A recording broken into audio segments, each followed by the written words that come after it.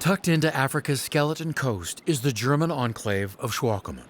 The stunning Namib Desert appears as if from another world, with its sea of red sand stretching from Angola on the north all the way to South Africa. 80-million-year-old dunes border the cold Atlantic Ocean, where countless flamingos come to lay claim along this ancient shoreline. We moved here in 2006, me and my family. Marcel Nobel and his family, pioneers really, left their previous home in Windhoek to settle down in one of the four corners of the earth. Our start was actually very difficult for us.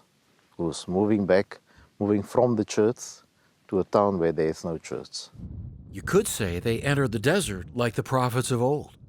I had a dream. I was actually walking in the desert and the wind was like blowing like this. And I was walking and then suddenly the wind stopped blowing. And then when I look in front of me, there was a blue book lying in the sand. And when I picked it up, it was a Book of Mormon. The mission president asked Marcel to seek out members of the church among the 50,000 residents here. That task would turn up 3 families, no formal ward or even a chapel, so they all met in the Nobel home. We did have the technology, so we download all the previous conference talks, and we had our meetings on Sundays, like a normal sacrament meeting. The biblical promise of where 2 or more are gathered together found new meaning for these few and generated a clear sense of belonging.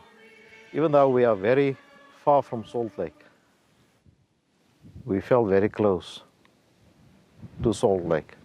By the end of 2012, their steady attendance and increasing numbers led to a search for a chapel of their own, 16 priesthood holders, 24 members of the Relief Society, and a children's primary program with 12 kids. I feel that I do have a great responsibility for them, not actually for the members itself, but actually for the community. In March of this year, a branch was organized, and Marcel called as president.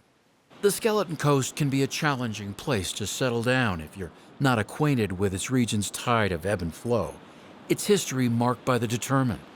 Consider that with the divine direction saints in Swakopmund feel today, and you have a group of believers thriving in a rare place where beauty and stark reality live side by side.